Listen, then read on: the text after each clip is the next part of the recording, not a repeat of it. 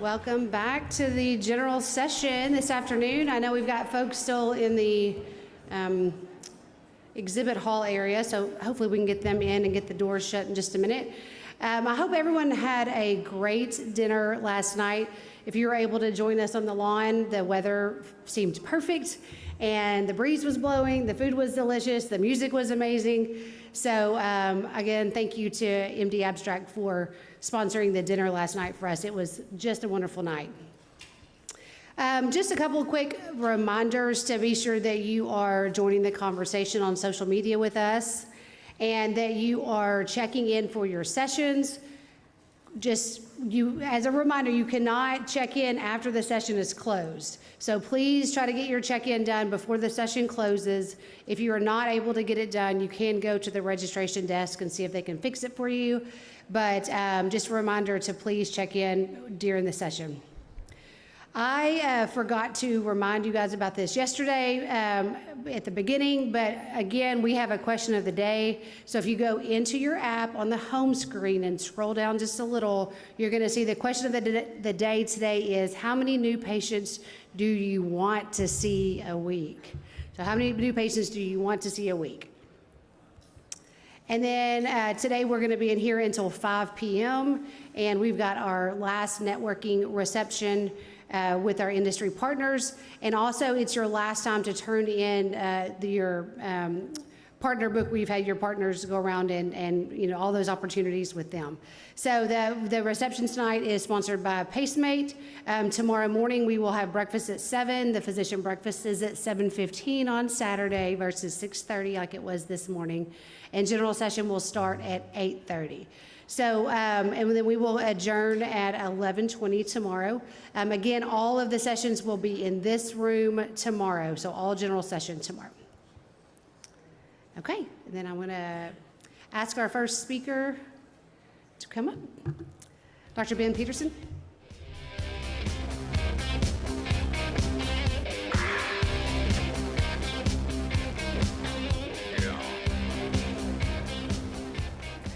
Thank you, everybody, for coming. It's great to be here in Orlando. We were just here with our kids a few weeks ago at theme parks, and this is a different vibe a little bit, but also wonderful weather.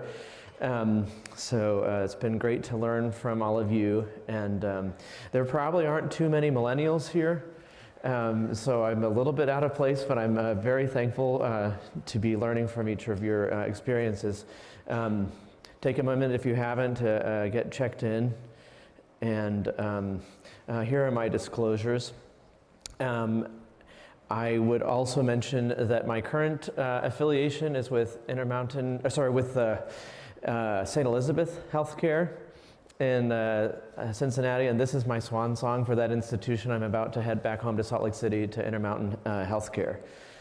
So forgive me if I wax a little bit sentimental about our institution there in northern Kentucky. So we'll be talking a little bit of introductory word about artificial intelligence. We'll be talking about our experience at St. Elizabeth of working with Midaxium and thinking about practice to programs. And we'll look at our specific program experience with Ignite and how that informed our programmatic growth of our valve program. So St. Elizabeth Healthcare is in Cincinnati metro area. It's a 7-hospital system, about $500 million in revenue each year. There's 34 cardiologists with 3 more coming this summer and 40 APPs. And we are a satellite campus as of 4 years ago for the University of Kentucky Medical School. The Northern Kentucky campus of UK, and we just matched our 3rd class, as I was saying. We're very proud of them. And we made a motto 10 years ago of reducing cardiovascular death in the Northern Kentucky area by 25% by 2025. And that had been our motto, and now it's time to start thinking about a new one.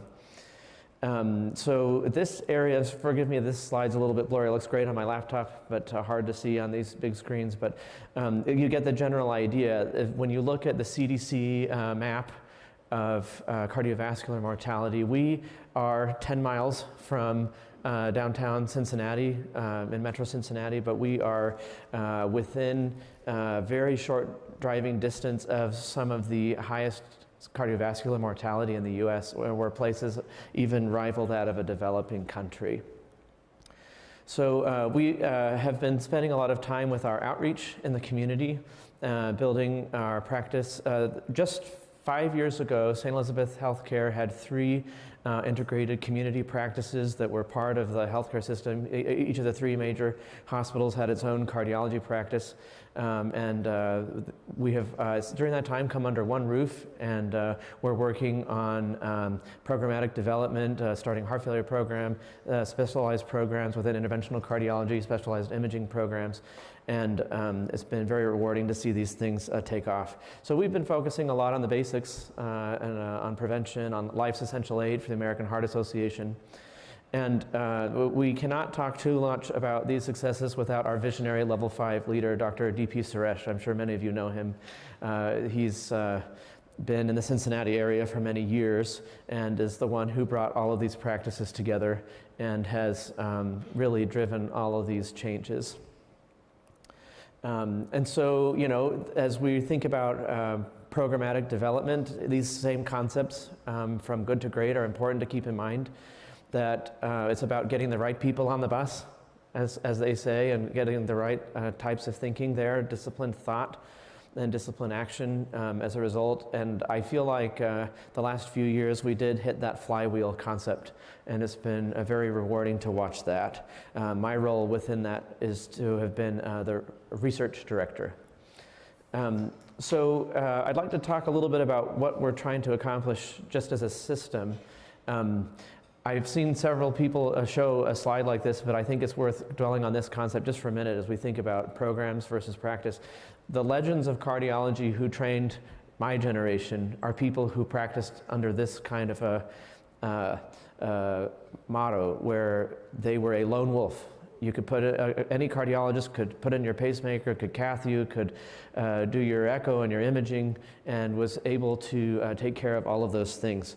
But as we get into more and more complex 21st century cardiology, we become a pack, and we work in concert as a team. And so that's some of the concept of what we're trying to do.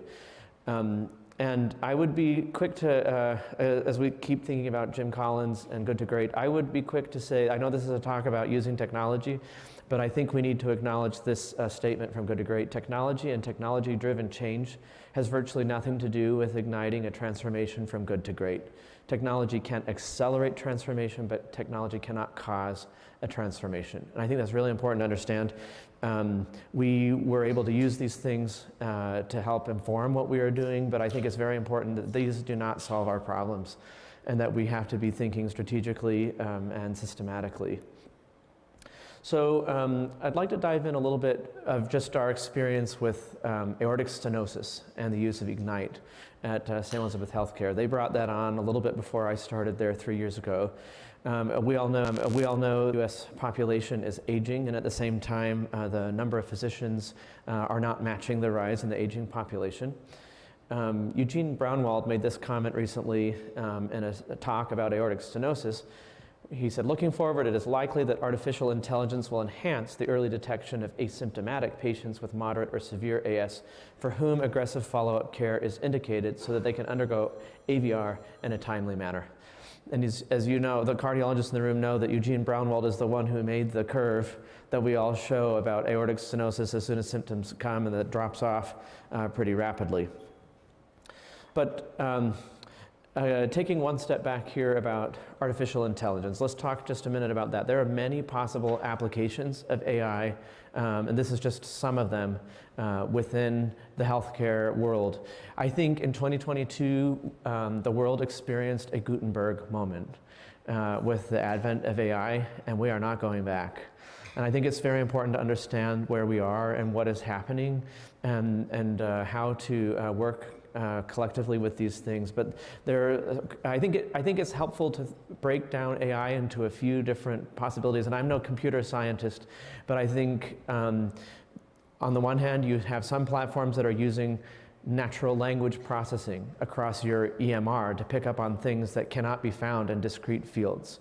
Other times, you have generative AI that's looking at your raw imaging and finding things that may not have been noticed. Other times, you have predictive modeling that are piecing together data points and helping you think about what may happen to a particular patient in the future, or predictive modeling within your healthcare system about how do we see trends within our patient demographics, or within various regions, or within cost structures within our institution. And I think another very exciting front is integration with genomics, and the wild and wonderful world that may represent going forward. But this does really open up doors of personalized medicine, probably sooner than we think.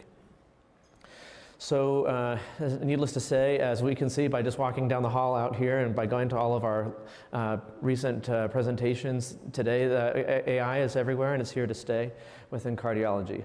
And sometimes we can get a little bit lost in the weeds. I love this far side here. Yes, I know, Sydney, everyone knows that. But look, 4 wrongs squared minus 2 wrongs to the 4th power divided by this formula really do make a right. And sometimes we can get a little bit lost into what we're looking at and why.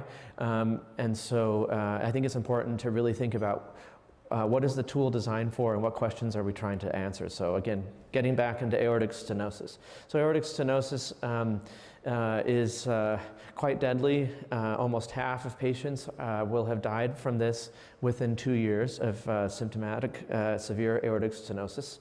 And yet, in very recent US data, we're seeing a pretty significant under-treatment rate. And other work that I'm involved with in the Optum registry, we've also showing that the rate of underdiagnosis is just as steep as the rate of undertreatment. So not only is it under-referred, but then there's many patients who have it that are not yet recognized to have it. So this is another fairly recent study where within 5 weeks of the diagnosis of aortic stenosis, there was a 10% mortality in this Optum registry. And then also you can see here that within that registry, only 33% received a TAVR within 90 days. The median time was over 6 months. So this is important to understand as we think about optimizing this particular disease state as an example of how we can address both the individual patient and a healthcare system at the same time, leveraging information that is too big to fit in our heads all at once. So another thing that's important to recognize with aortic stenosis is the cost itself. We know that the indication for why a person is presenting with severe aortic stenosis and a TAVR is very important. Patients coming in emergency situations or urgent situations are significantly more costly than elective PCIs, or excuse me, TAVR. But even in the number of months since the initial TAVR diagnosis, there's a linear increase in the total cost of the TAVR procedure. So we got involved in 2022 in CardioCare platform, which is through Ignite. And again, this really has 2 purposes. One is to flag individual patients who have severe symptomatic aortic stenosis. It uses the chart to identify just the words severe aortic stenosis. So the reading cardiologist has to have called it severe aortic stenosis. There's other predictive modeling that looks at formulas to do with gradients and things to predict possible severe aortic stenosis in cases that are not called severe, but for the most part, these are patients that are called severe by the reading cardiologist. And then there's predictive modeling based off of quite a few patient variables to say who will be a good candidate for AVR or TAVR. So on the one hand, you have these, but then across the healthcare system, it's actually quite a bit more broad. And aortic stenosis is really only one of the disease states as addressed by CardioCare. You also have atrial fibrillation, congestive heart failure, the other valves, and more. And so one other thing is there are insights about your own institution. What are your average times to treatments? Which providers are holding on to patients? And there's more dashboards than anyone could count on data related to your particular site. So here is some of our experience. We actually participated in a pilot program with Ignite and Edwards Life Sciences, where we took our patients who are identified by CardioCare and did direct outreach. And so this, of course, prompted a lot of fundamental questions in the mind, first of all, of our physicians, including myself, which is, are these my patients or are these St. Elizabeth patients? Number one. And another very important question is, what is the role of artificial intelligence versus my own intelligence in diagnosing and treating this patient? And I kind of make a comparison to, again, these legends who trained us are quite a bit better than we are at a stethoscope, is one thing that we will all readily acknowledge. And the ability to look at CT scans and use imaging modalities that have come out since the stethoscope was much more intelligently used does not supplant our ability to make a good diagnosis with a stethoscope. And you could then apply similar concepts to our clinical judgment and reasoning, now enhanced by AI. And then another common question is, where are all these supposed patients that are dying from aortic stenosis? We never see them. Another one is, as I was saying, how will AI affect my own decision making? Will it take away my autonomy? Or is Dr. X or Dr. Y trying to just use data mining to increase the volumes of a particular procedure that he or she wants to do? And then in other circles, there are other important conversations happening. What kind of hospital system are we? And this, are we a tertiary center? Are we a community center? Are we going to be a TAVR only site? Are we a comprehensive valve center? And I think that this is really important as you think about the actual volume of patients that may be sitting in your healthcare system. At a fundamental level, we have some patients that have always just come to us. And we, as a healthcare system, we treat patients that are there and we treat them for what they come to us for. But what about patients who have unseen things that may be more serious than whatever it was that they came to see us for? That, for severe aortic stenosis being a great example of something that's more deadly than most cancers, and yet the patient may come to us much more concerned about concern X, Y, or Z. And then another question is, do we really want to grow our TAVR program? Other clinical areas might make more money, or we're in the operating room, or we don't have nurse-led sedation yet. What resources would it take to address this clinical need? You can't just throw more patients at the system. So in our experience with this pilot, I think, again, getting back to Jim Collins, you have that Stockdale paradox, where you're thinking about the determined optimism that things can improve, but also the difficult reality of facing things as they really are. And oftentimes, as we look at our own data, we see things that are not that flattering. But I think that our system is not that different from many in the country. And we saw, our first look of our data, that we were under the 25th percentile in referring our patients for TAVR, treating our patients with AVR or TAVR within 90 days. And that comparison certainly got our attention. We were able to see this broken out a little bit further. On the site, on the right-hand side is a real site where the majority of their patients are treated within 90 days. On the left-hand side was our system, where a non-significant minority were treated well over a year after they developed symptoms from severe aortic stenosis, and quite a bit fewer getting treated, just under half getting treated. And then this was the real gut punch, which hit home for each of us, and I think this is important to take into account of why might we do something like this. So here were our patients who were treated within 90 days during the duration of the pilot in 2022 and 2023, and here are those who were not. And the yellow, each one of those yellow numbers there is an individual, a family member who is no longer here. And I think that why really settles in why we do these kinds of things, and it ultimately is about the individual patient and how can we help them get treatment faster, and how can we improve as a system. And these numbers do match up with what we're seeing in the literature of mortality rates of severe aortic stenosis. So we were able to look at active untreated patients by managing provider, and to our surprise, almost all of them were being managed by an active cardiologist. And some a lot more than others. And so as a part of this pilot, rather than simply throwing lists of patients at people or calling people, it became important to have conversations. Sometimes the echo lab director is sitting down with various readers, sometimes even leadership talking to people about the need for urgency and getting people in faster. So again, there were only 29% of the patients being managed by a non-cardiology provider. And among the patients seeing a cardiologist, more of them were likely to be symptomatic by the algorithms used by Ignite. And again, this is mostly drawing from diagnosis codes of shortness of breath, syncope, chest pain, and things like that. And I think it's important to understand a lot of the time when a patient comes to see us, they're really not that interested in having something done. I don't know that I would want to go and have a procedure for something I don't really feel that sick about yet.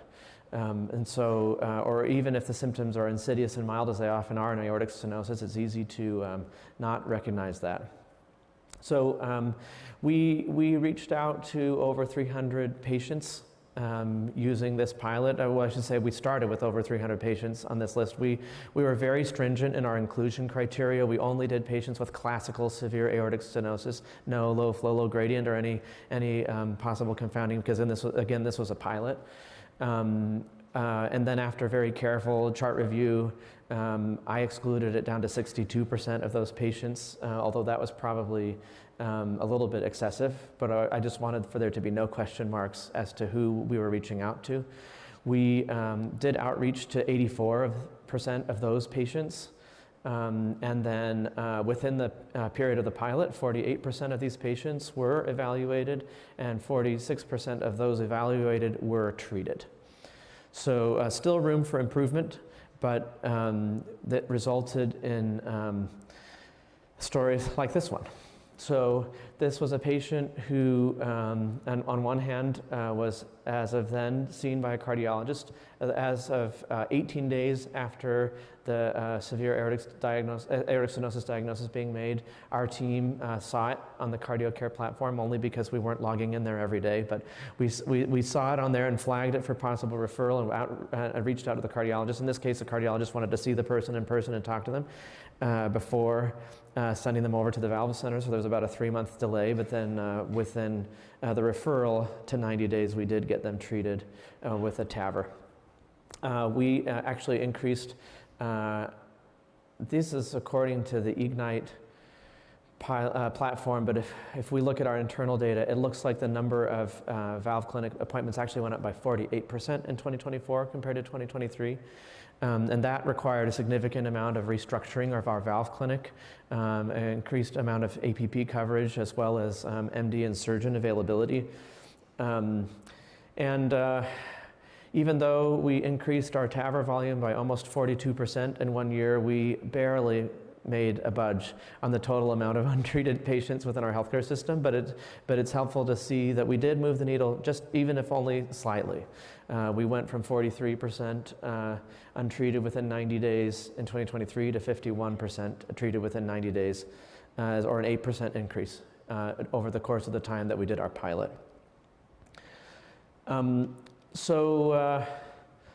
Skip this one. So again, the TAVR volumes did go up to about 142 from 125 the prior year, so there was a fairly significant growth in total volume. But this is something, even that amount of growth was something that significantly stressed our healthcare system, and I think it's important to acknowledge, again, you cannot just throw patients at the system without planning ahead. Cath lab space, they built us a hybrid OR, and an additional dedicated cath lab team for structural cases. And the trend of rate of increase in cases has continued on into the first half of 2025, and we're slated to, if we're staying on track, we're slated to do about 160 or 170 cases this year. We had to sell our Faustian soul to the devil to get more PACU beds, and we had to work with recovery and the cath lab to also make space there for those cases. We had to get more echo coverage and think about how and when to do those cases so that they could be optimized in their schedule. We had to, as I mentioned, change the valve clinic. We had to, actually hired both additional cardiac surgeons and APRNs to help cover the volume of TAVR, in addition to volume of other cardiac surgical cases that were rising along with it. And I would comment here that the one factor that we saw here was that a rising tide did lift other boats, in addition to simply the TAVR program. So we had to change our treatment protocols, moving towards more of a minimalistic TAVR process. And even the physician compensation model had to be adjusted to allow for more ability to cover TAVR. And MedAxiom was very helpful as we thought about building our comprehensive valve center. I don't know if I see Denise out there, but she was there with us in all of our meetings with the dyad partners there. And we rebranded ourselves as a comprehensive valve center and not simply a TAVR program. We also were working on fleshing out our mitral and tricuspid programs. We had a medical and surgical co-director. I talked a little bit about the clinic expansion, but also protocolization of getting their CTs and caths done in order. We adopted a tumor boards approach to complex mitral and tricuspid cases where heart failure imaging and cardiac surgery were involved, and we had a similar approach to complex TAVR cases only where there may need to be alternate access and various other things. That was helpful so that there was less angst and everyone was on the same page about some of these things. And I think the model of tumor boards is a good way to think of it because you are thinking about acting on this in a timely fashion, just as if you saw, for example, a breast lump or a lung nodule. Think of the amount of angst that the patient may go through and how quickly we want to get back to them with a plan and an answer. I think, and we don't want to disparage anyone doing oncology, but I think some of these disease states that we're thinking about in cardiology are both less recognized and more deadly. And so I think important to get these people in and to facilitate that with multidisciplinary conversations that are scheduled into our routine day. And then the other thing was really managing all these rolling notifications through CardioCare. How do you think about looking at this list? Who looks at it? What do you do with it? Do you send Epic notifications? Do you call them? Do you text them? Do you have the Echo Lab director say, hey, make sure you're reporting these right? Or we had various different approaches. There's no right answer to that, but currently our cardiology APRNs and coordinators are getting much more seasoned with this as we do more of our multidisciplinary meetings. They're able to kind of get into a groove about, does this person need to see the cardiologist and the surgeon at the same time? Do we need to really take them to a full conference? Do we just do the usual CT and clinic structure? But this is an ongoing discussion about how do we think about all these rolling notifications. And I think even within aortic stenosis, we certainly have our historical data and our current patient care, as we're talking about. We're in a certain sense, we're behind the 8 ball on all of these patients. And it's almost, in some sense, looks forensic to be looking at our patients because these are people who maybe according to current guidelines and get with the guidelines and with a target AS really should have already been referred to the valve clinic. So it's kind of a better approach, but then there's also future planning as we think about what are the volumes that are really out there and how do we handle that as a system. But then also in research, it can also have some utility in helping us to screen patients for various structural heart trials. So one very cool thing that's coming out in the model now is, as I mentioned, disease progression for those who may be less behind the 8 ball than us. But the predictive modeling is very accurate at showing based off of guidelines and valve areas who is likely to have severe aortic stenosis now based off of a prior echo. And according to that, we had 39 active patients at St. Elizabeth who are very likely to have severe aortic stenosis who have been marked with a moderate or less echo. So those are some of our thoughts. Artificial intelligence is not going away, it's here to stay. I think it's important to be thinking about how do we implement these things in a system-wide way, but also in a patient-based way. It's been a real pleasure speaking with you today. Thank you for your attention. Thank you. Any questions from the audience? All right. Thank you, Dr. Peterson. Thanks. Please be sure to do your evaluation, and I'm going to turn it over to Jerry now to introduce the next speakers.